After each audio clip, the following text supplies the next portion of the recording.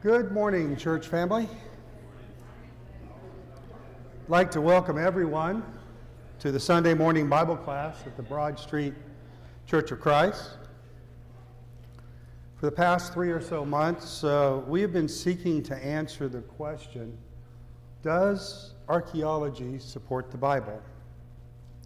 Last week, we discussed the biblical history and the archaeological history of the city of Dan. This week, we will begin with a comparison of the biblical and the historical history or the archaeological history of the biblical city of Dan. Last week, we began in verses 14 and 15, and this week, we will finish our discussions of verses 14 and 15. These are the verses where we left off last week. I'll reread them to refresh our memories. And they're referring to Abram right now, Abram and his army, and went in pursuit as far as Dan. During the night, Abram divided his men to attack them, and he routed them, pursuing them as far as Hobo, north of Damascus. This is the list of place names where we left off last week. We started with our discussions of the city of Dan, and this week we will look at a comparison of the biblical and the archaeological histories of Dan before we move on to the other two cities. This slide, when I'm completed and when I'm done, will be a comparison of the biblical and the archaeological histories of the city of Dan. The Bible is silent about the history of Laish or Dan before Abram.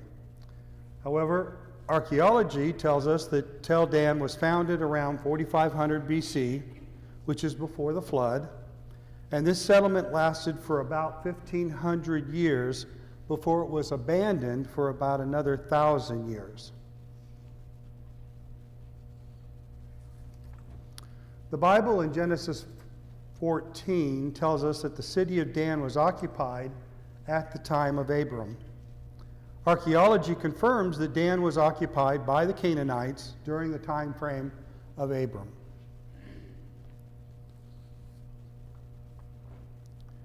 The Bible tells us that the city of Dan was occupied at the time of the Israeli occupation of the Promised Land. Archaeology, in the form of the Annals of Pharaoh Thutmose III, confirm this claim. The Bible tells us that the city of Dan was occupied by the Danites during the unified monarchy period, the period of King Saul, Kings David, and King Solomon. Archaeology confirms this claim. The Bible tells us that the city of Dan was occupied by the Danites during the divided monarchy period. Archaeology supports this claim.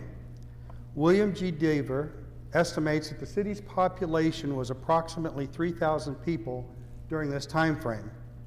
In addition, the place where King Jeroboam placed one of his 2 golden calves has been found. Also, the Dan stele specifically names the kings of Israel and Judah at the time that King of Aram defeated Israel.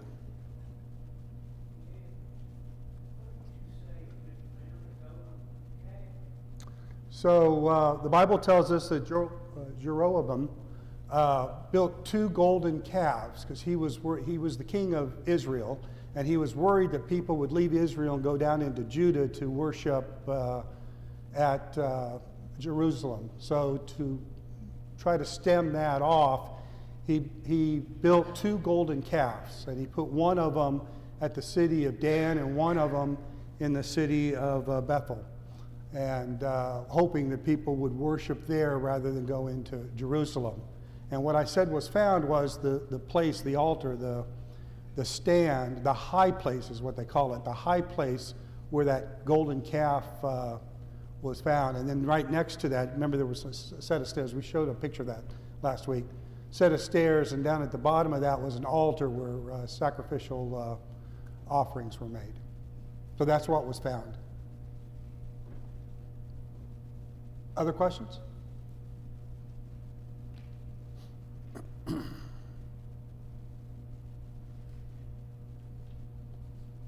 Oh, I changed the slide, but I didn't change my notes. The Bible tells us in 2 Kings chapter 15, verse 29, that Tiglath-Pileser, king of Assyria, raided Israel and deported its inhabitants to Assyria. While this passage does not specifically mention Dan as one of the cities taken, it mentions 3 other cities, Ayan, Delbeth-Makkah, and Genoa, which were all captured, all within 3 miles of Dan. Say again? I thought I heard something. It's likely that Dan was captured in this raid as well. Archaeology at Tel Dan confirms that the city was destroyed by the Assyrians during this time frame. Yes, sir? I'm assuming these gold calves were not gold plated, they were gold calves. That's my assumption as well. The Bible says they're gold, and that was their process during that time frame, was to take gold. And you may recall that at Mount Sinai, while Moses was up on the mountain, they had taken all the gold that they had taken out of Egypt and made a gold calf there as well. A lot of gold. A lot of gold during that time frame. And we are aware of gold mines in that region. Solomon had gold mines down in the south, and we know of gold mines that are in what's modern day Jordan, where they could get plenty of gold. As a metal, it's not, I mean, yes, gold is heavy, but it's not as heavy as other metals.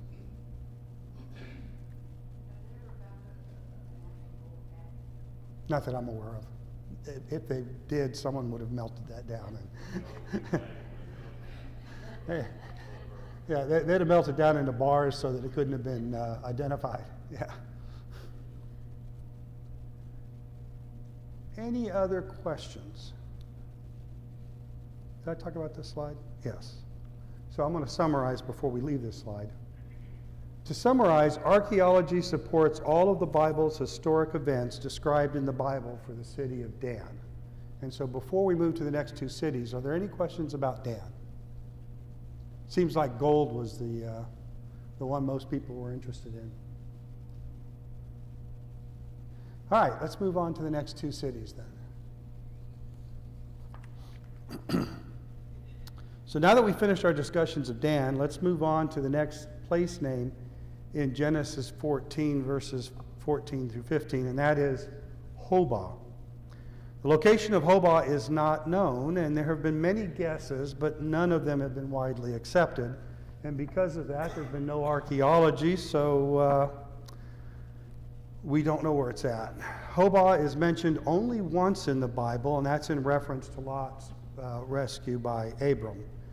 So all we know about the location of Hobah is that it is to the left or north of Damascus, as we discussed last week. So we're left with the city of Damascus. The ancient city of Damascus is known to archaeologists. When referring to Damascus, archaeologists talk about the ancient city, the old city, and the modern city. And we'll talk about the ancient city in a couple of slides.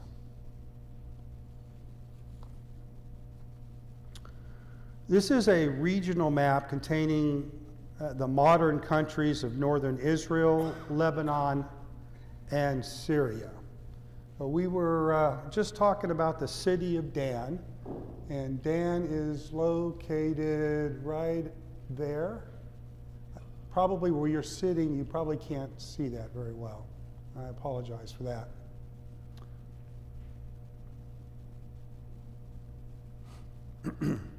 Next thing I'd like to point out is this mountain range here. This is called the Lebanon mountain range. And you notice there's one right next to it, parallel to it. This is called the anti-Lebanon mountain range. There is a river that comes out of this second mountain range called the Barada River. It comes down here and it lies just to the north of the city of Damascus. And that black dot, you probably can't see it where you're sitting. That is, actually, you can maybe see it here. That is the city of Damascus. The last thing I'd like to point out on this is there's a trade route here from Dan, going right through Damascus and going north. And that's the most likely route that the Mesopotamian army took after it was routed at Dan by Abram and his men. Any questions about the map before we? Okay. Before we talk about the archaeology at Damascus, let's discuss the biblical history of Damascus. The city of Damascus is mentioned 55 times in the Bible. Genesis 14:15 mentions Damascus in connection with Abram's rescue of Lot. Genesis 15:2 mentions Eleazar of Damascus, who is one of Abram's servants and who Abram says will inherit his estate if he has no children. These two passages indicate that Damascus was occupied at the time of Abraham in about the 19th century BC. Damascus is mentioned twice in 2 Samuel chapter 8 and twice again in 1 Chronicles chapter 18 as part of King David's military victories. These passages indicate that Damascus was occupied at the time of King David. Damascus is mentioned in 1 Kings 11, verse 24, as Rezon gathers a band of men and goes to Damascus to rule Aram, which is Damascus, and oppose King Solomon.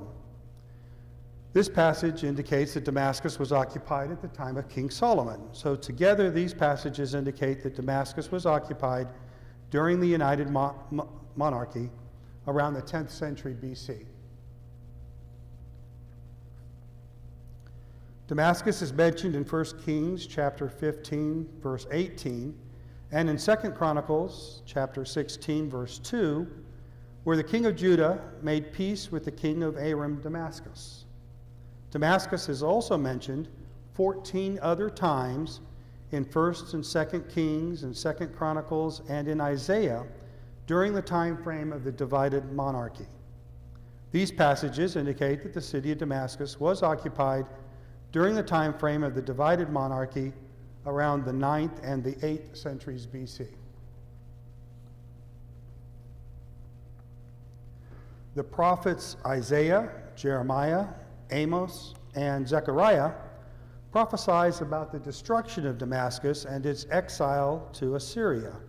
In doing so, they mention the city of Damascus 11 times in their prophecies. 2 Kings chapter 16, verse 9, describes the fulfillment of these prophecies with the capture of the city of Damascus by Tiglath-Pileser III, king of Assyria. Secular historians tell us that that happened in 733 BC.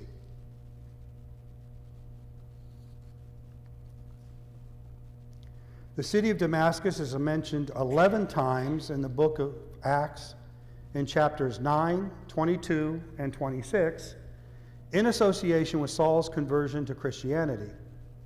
Damascus is also mentioned once each in 2 Corinthians 11, verse 32, and Galatians chapter 1, verse 17, in Paul's explanation of his conversion. These passages indicate that Damascus was occupied during the 1st century AD.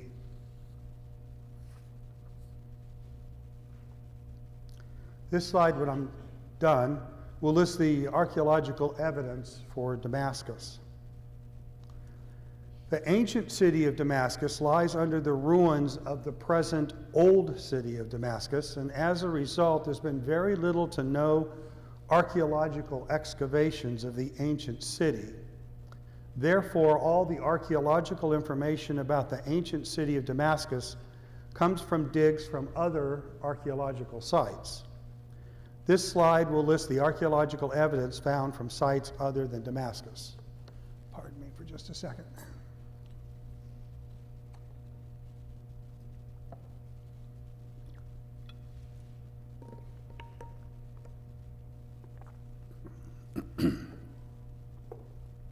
First, Damascus is mentioned in the Ebla tablets as a trading partner to Ebla dating back to 2400 to 2250 BC, which is after the flood but before the time of Abraham.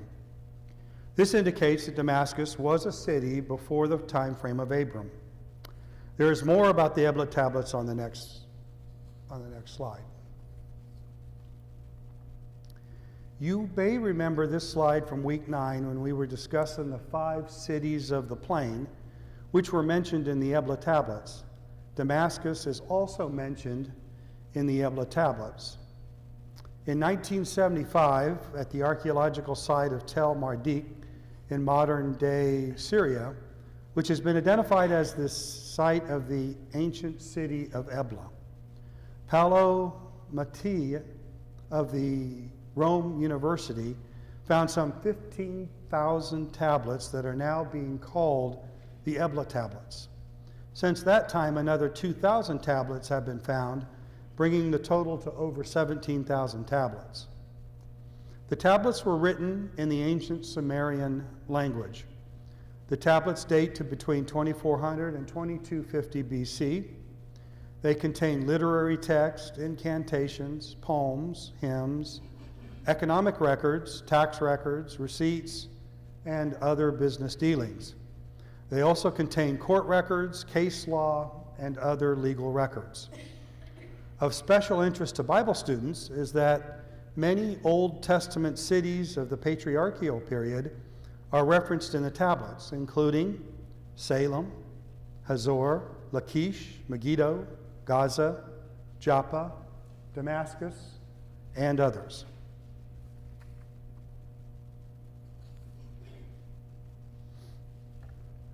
Damascus is also mentioned in the annal of Pharaoh Thutmose III as one of the 119 cities he captured during the decades just before the Israeli conquest of Canaan. This indicates that the city of Damascus was an occupied city just before the Israeli conquest of Canaan. Yes, sir. What are these tablets? I mean, the picture you had there is just a bunch of little squares. Yeah. Is that a tablet or a bunch of tablets? So there were, in Ebla, there were 17,000 of these tablets that talked about all kinds of records. Clay. They were clay, and sometimes they're baked, sometimes they're not. For archaeology purposes, if they were baked, they last a lot longer. They become hard and So does that much stuff going on in one of those tablets? I mean, how big is a tablet? well, they differ. Some of them are small, about like this. Some of them are a little bit bigger. Thousands of them, and primarily record keeping. At that time, particularly in Ebla, there was no papyrus. That came out of Egypt.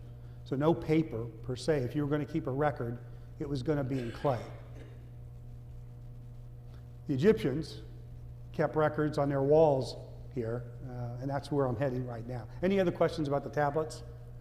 There were tablets from Ebla, there were tablets in Egypt, there were tablets in Assyria, there were tablets in Babylon. Many of the cultures wrote tablets at that point. Yes, sir? Were the tablets found in the ground, caves, Usually they're found in archaeological sites. They would have been inside of a building that may have collapsed. In some cases, there were some found in caves, but the tablets that I've been talking about, or will be talking about today, were all found in archaeological digs. Stacked one right on top of another, or scattered, depending on the way the destruction went. So back then, if they wanted to keep records, they had to go through a long effort to have this clay. Mm-hmm. Then they had to stamp the clay, Mhm. draw on it, whatever, and then bake it. And then bake it. They didn't bake all of them, but yeah, many of the records that we have thousands of years later were baked. It's a lot of record, but if you need the records, particularly for business reasons, you'd go through that trouble. And it was the only form of writing at that point. Since there have been a lot of questions about the tablets, of interest, we have this vision, particularly as Westerners, that people back then were illiterate and didn't know how to read or write.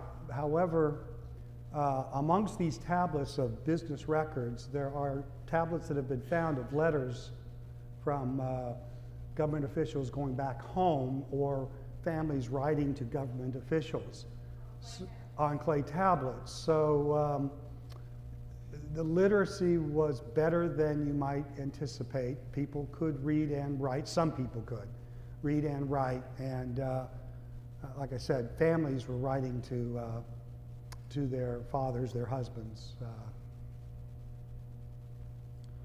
Other questions about the tablets? I did not anticipate questions about tablets and gold today. Yes. I'm glad to get them, though. You may remember this photo from week 11, and I think we talked about it last week as well. This is a photo of a small portion of the annals of Pharaoh Thutmose III in the Temple of Amun in Karnak, Egypt. The wall depicts rows of city rulers captured or killed by the Pharaoh's various military campaigns. City rulers are shown with their hands tied behind their backs. Each ruler is carrying a shield with a cartouche with their city name on it. Thutmose III reigned as pharaoh between 1504 and 1450 BC, and this would be during the 50 or 100 years or so just before the Israeli conquest into Canaan.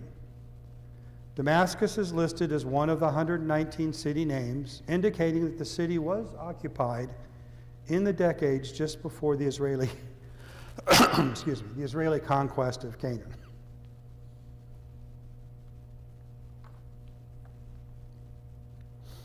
Damascus is also mentioned in 4 of the Amarna letters dating to the time of the Israeli conquest of Canaan. This indicates that Damascus was an occupied city at the time of the Israeli conquest. These are examples of the Amarna letters. And you may remember this slide from week 6, from our discussion of the city of Shechem, and again in week 11 in our discussion of the city of Ashtaroth. In 1887, over 300 clay tablets written in the Akkadian language were found by the British archaeologist Sir William Flinders Petrie at the El Armana archaeological site in Egypt. This site appears to be a library of royal correspondence for the pharaohs Amenhotep III and his son Amenhotep IV. Since the initial find, several more clay tablets were found at the site, bringing the total to 382. The vast majority of these tablets were written by Canaanite city rulers to the pharaoh.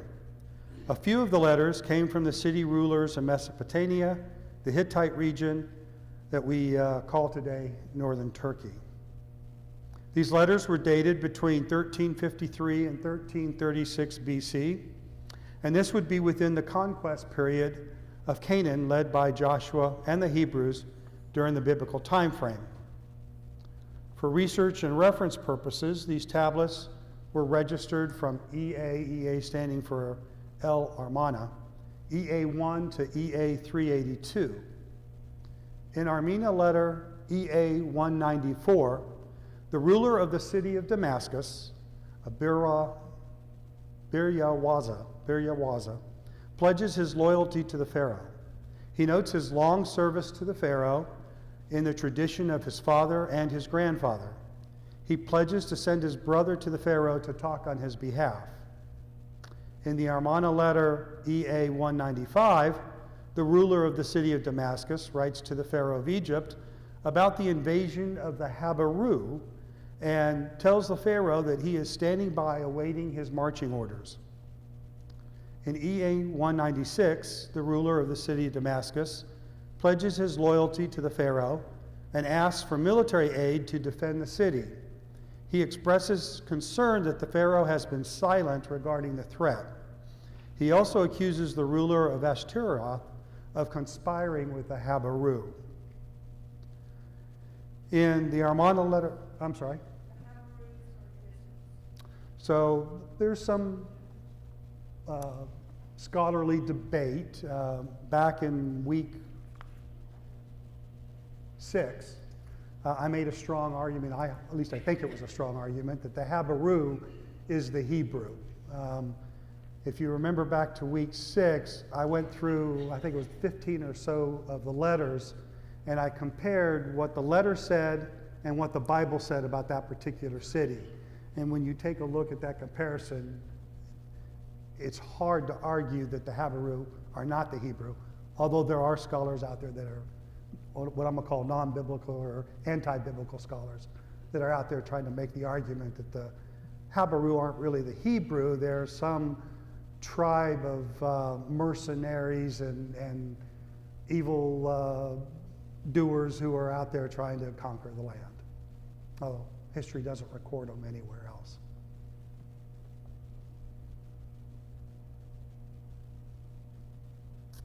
I think I was on 197. In the Amarna letter 197, the ruler of the city of Damascus details how the ruler of Ashtaroth had the city gates of a third city, Adurra, closed, sealing the ruler of Damascus in. According to Biryawaza, the ruler of Ashtaroth then enlisted the help of 2 other city rulers to attempt to kill the ruler of Damascus. He claims to have escaped and went back to Damascus. Any questions about the Amarna letters? Yes? The size of those would be about like this? Slightly, just slightly larger than your iPhone, yeah. Interesting, when it first popped up there, I thought, that's a cell phone. Wait, no, it's not. And then this is how we record everything. So it's not that big of a stretch that you would have little pieces of clay that you would write on, and it could be carried easily. In a pocket. And we are still using our tablet today. We are. Yeah. So for those at home who can't hear the question, it was a comparison of those tablets that are on the screen with our modern day cell phones and how we're using our cell phones to record things today and how they were recording things on these tablets. And what you can't see from the picture there is there's writing on the front, there's writing on the back, and there's even writing on the sides. And when you go and look for what is written in EA 197, they'll tell you this is on the front, this is on the back, and this is what's written on the sides. Yeah. Joel.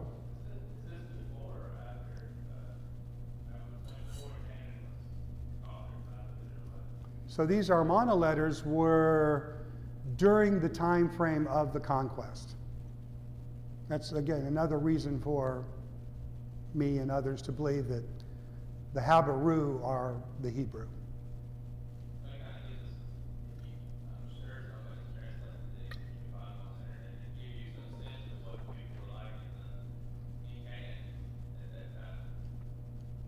Exactly, exactly.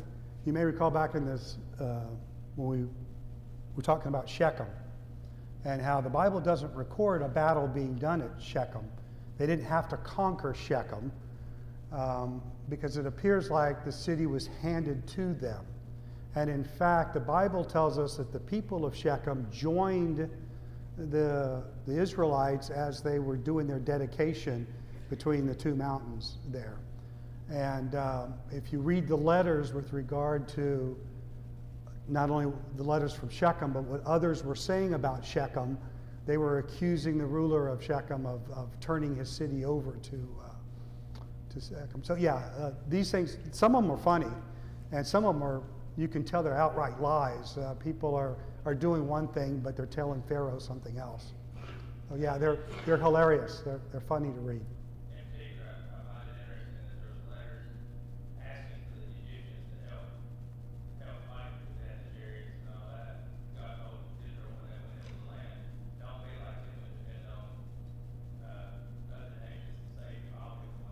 He'll be the one to help us. What's a particular note is that Damascus isn't the only one that says, hey, we need help, please come, and why are you silent? Well, you remember what just happened in Egypt. You know, the plagues and the destruction of the army there wasn't much of an army to come help. And so these letters corroborate what the Bible says happened in Egypt, that they didn't send an army. Egypt didn't send an army to help, and of course the land was conquered. But if you think about it in the Bible, Egypt would have been very little help.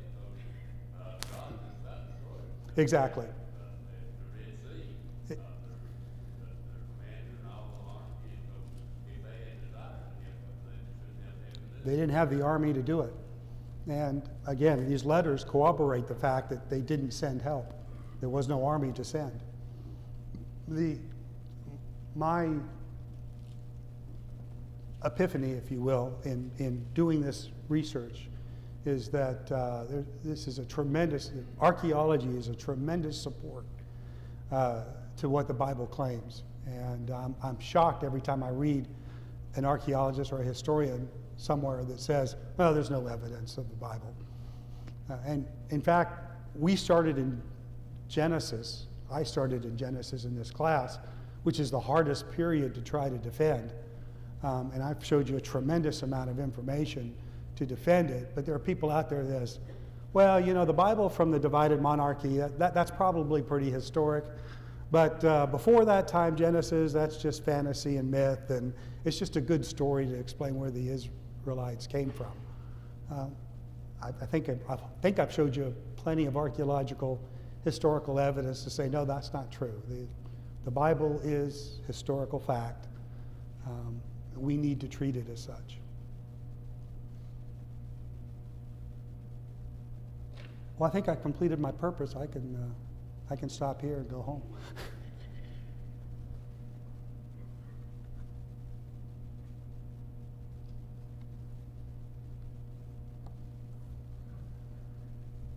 Damascus is also mentioned several times in the royal annals of Tiglath-Pileser III, king of Assyria. This indicates that Damascus was occupied during the divided monarchy period. This is a photo of a clay tablet that is called the Annals of Tiglath-Pileser III. This tablet was discovered in 1873 by Austin Henry Layard at the King's Palace at Calais, or Nimrod. Unlike a typical annal that gives a year-by-year description of a king's reign, this is a summary statement of the king's military and building accomplishments. It lists a group of kings who paid him tribute of gold, silver, tin, and other valuables. Those kings include Rezin of Damascus, which is mentioned in 2 Kings chapter 15, verse 37, Menahem of Samaria, which corroborates 2 Kings 15:19, and Ahaz the Judite, which corroborates 2 Kings 16:7 through 9. In addition, according to the annals, the king of Assyria was behind the assassination plot of Pekah, king of Israel, by Hosea, which is described in 2 Kings 15:30. The summary statement also includes descriptions of his campaigns into northern Israel as described in 2 Kings 15:29 and in modern-day Syria, including Damascus, as described in 2 Kings 16:9. Any questions about this particular? Okay. This is a map drawn by J.L. Porter in 1855 of the ancient city portion of Damascus. I'd like to point out the Barada River, which I mentioned earlier, which comes out of the anti-Lebanon mountains, is this right here. It lies just north to the city. These are the city walls of the ancient portion of the city. As I mentioned earlier, the ancient portion of the city lies on top of the lies underneath the old part of the city, so there hasn't been a lot of archaeological excavations done. There's a street on this map right here. I've highlighted it in red This is Straight Street, which is mentioned in Acts chapter 9, verse 11, in connection with Saul's conversion into Christianity. I also added a red circle on the map right here. That is the house of Ananias, which is also mentioned in Acts chapter 9. As a sidetrack, the Dead Sea Scrolls, which are believed to have been preserved by the Jewish Essene community, mentions Damascus as an Essene refuge city. Acts chapter 9 states that Saul spent quite some time in Damascus after his conversion. It's believed by many biblical scholars that the Essene community at Damascus had an influence on Paul's views on Christianity.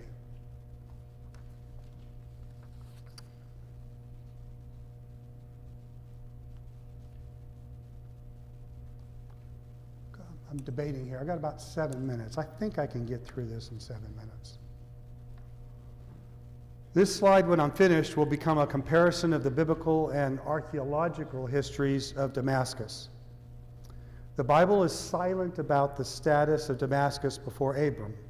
However, archaeology, in the form of the Ebla tablets, tells us that the city of Damascus was a thriving trading partner to the city of Ebla after the flood, but before the time of Abraham. The Bible tells us that Damascus was a city at the time of Abraham, rescued Lot during the patriarchal period. As of today, the archaeological evidence for the existence of Damascus at the time of Abram has not yet been found. The Bible is silent about the existence of the city of Damascus at the time of the Israeli conquest of Canaan. Archaeological evidence in the form of the Annals of Pharaoh Thutmose III tell us that Damascus was a thriving city in the decades just before the Israeli conquest. The Amara letters tells us that Damascus was a thriving city during the time of the Israeli conquest. The Bible tells us that the city was occupied during the United Monarchy period. Archaeological evidence for the existence of Damascus at the time of the United Monarchy has not yet been found.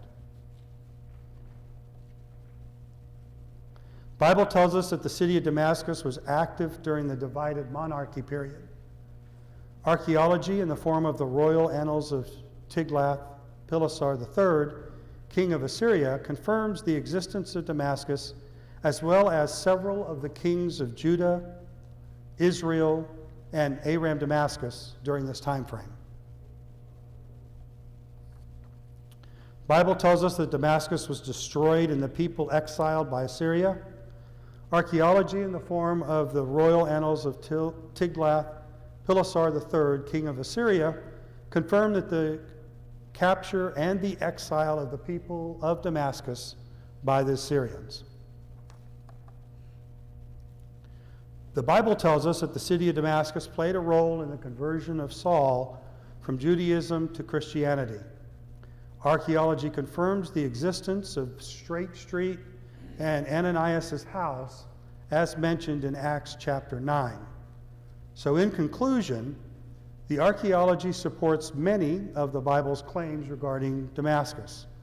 While archaeology evidence has not been found to support the occupation of the city at the time frames of Abram and the United Monarchy, there's no archaeological evidence to refute the Bible's claims about these time periods either. And this is where I'll stop. Any questions? In that case, let's get ready for our worship service. Thank you.